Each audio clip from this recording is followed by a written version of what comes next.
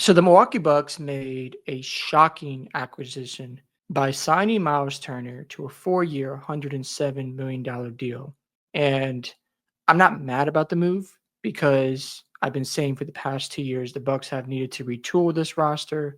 They have needed to move up guys like Brook Lopez and Chris Middleton, but it feels like it's 2 years too late. And the reason why I believe that is number one, after they lost in 5 games to the Heat, and I understand Giannis got hurt after game one, he didn't come back until game four. However, the roster then had flaws with Middleton and Lopez. They were getting older in age. And if you notice a player start to regress a little bit, you have to go into the offseason and start making changes right away. The Bucks stand pat. They traded for Damian Lillard, hoping that would work out. Then you go into the next season, and the perimeter defense is abysmal. They go into the following season, and it's the same old narrative. I understand Dame got hurt towards Achilles, but here's the problem with this pickup. You have no point guard because they waived Damian Lillard. And here's what's really bad about that move. They're still going to pay him for the next 5 years. They broke down his contract and stretched it out 5 years. They got to pay him, I believe it's $22 million a year, which means they can't get off that until they fully pay Dame. They don't own their future. They don't own any first-round draft pick of their own.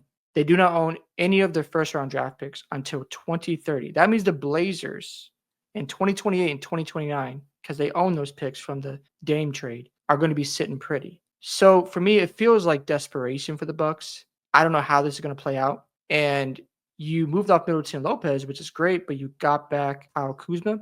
You bring in Gary Harris. Andre Jackson Jr., he's a solid perimeter defender. He's got potential to keep getting better. You got a scoring potential in Kevin Porter Jr. I'm not mad about that pickup because he could turn out to be a reliable guy out there just to get you buckets. Bobby Portis is still around. I feel like the Bucks need to make another move for a point guard. I think they know that. But they need to bring in a guy who can guard at the perimeter. Now, if you want to bring back Drew Holiday, I don't know if they can. Maybe that's a possibility. I'm not sure, though. But they're still strapped for cap because they got to pay Dame for the next 5 seasons. And if they're in the middle of the pack of the Eastern Conference, which I have them right now, if I had to rank the top teams in the Eastern Conference, you can argue between New York and Cleveland. I'm going New York first. I'm going Cleveland second, the Magic third, the Hawks fourth, and maybe the Pacers fifth. And the Celtics and Bucks battling for 6 right now. And I know the Celtics are having a huge transition this offseason, but still got Jaylen Brown, Derek White. I think they're going to play with some pride. But I may be wrong about them. With all that being said, the Bucks are in that position, and they're not going to bring back top talent with the lack of resources to have available. I think at some point you got to trade Giannis because what are you going to get in return for a guy like Kyle Kuzma? Not a lot. What are you going to get for a Bobby Portis? Not sure. So the Bucks have to really think about how can we improve this roster to get it to championship contendership. I don't think you really have a pathway with Giannis on the roster. I think you got to trade him. Look, I love Myles Turner. If this move had taken place 2 years ago, I would have been fully on board because you would have moved off Brook Lopez. Now, I understand Myles wasn't a free agent back then, but I thought it was a mistake for the Bucks to re-sign Middleton and Lopez during that offseason. You look at a team like the Boston Celtics where they're going through all these transitions, but during the offseason of 2023, they traded Marcus Smart and Robert Williams III, Malcolm Brogdon. They bring back Kristaps and Drew Holiday, and that got them a championship. What happened this offseason? They noticed that Kristaps isn't as valuable.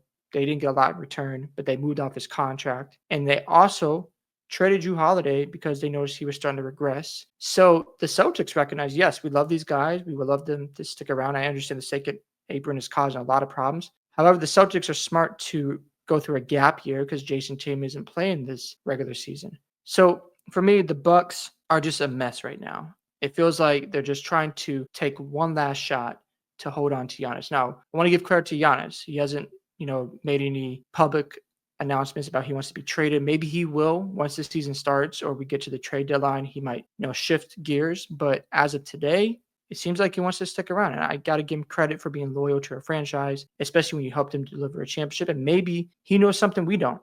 But right now, it's just hard to believe in this Bucks roster. Look, I love Gary Trent Jr. I think he can get you a bucket. Kevin Porter Jr. could go out there and prove something. Maybe Ryan Rollins will be that stability at point guard. Andre Jackson Jr. showed some defensive potential, but you still have Doc Rivers. And I don't believe in Doc Rivers as a head coach. Now, again, Myles Turner will help stretch the floor.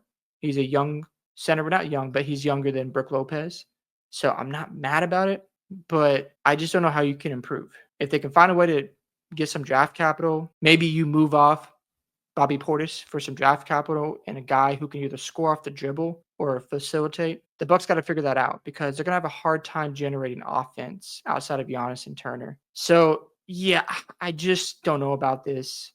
I hope it works out because there are some intriguing pieces like a Kevin Porter Jr., Andre Jackson Jr., who can provide some value. And of course, Gary Trent Jr. was a really nice pickup for them last year.